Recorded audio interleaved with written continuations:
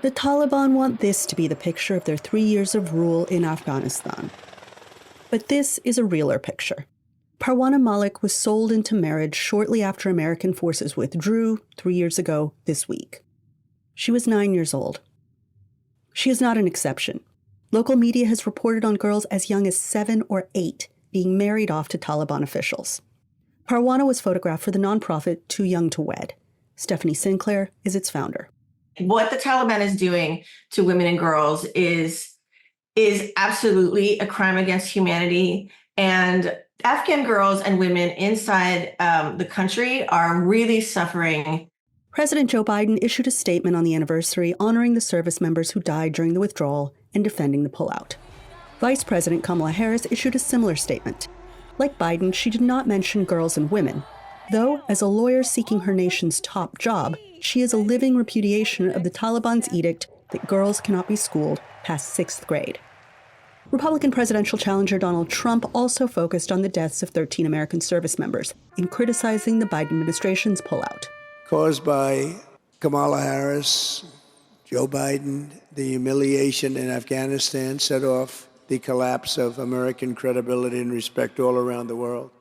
Earlier this month, at an event marking the anniversary, this Taliban official gave a defiant speech criticizing foreign interference. Women, including journalists, were barred from the event. The regime recently passed a law restricting women's movements and requiring them to cover their bodies and silence their voices in public. The United Nations called the law egregious and demanded its repeal. The exiled leader of Afghanistan's top resistance movement argues that trampling the human rights of half the population is bad policy and bad politics. They do not represent the will of the population. Afghanistan's youth, especially young girls, have dreams and aspirations no different from their peers around the globe.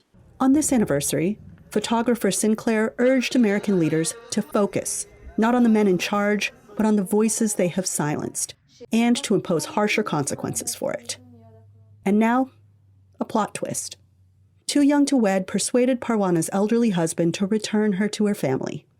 She's back where she belongs, Sinclair says, in school. She's quite the character. She has a lot of, big opinions, and she wants to be a teacher or a doctor. She wants to do something, and she's got the power to do it. The problem is she's not living in a society that is permitting it.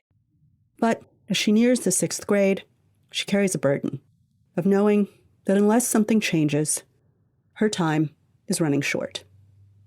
Anita Powell, VOANews, Washington.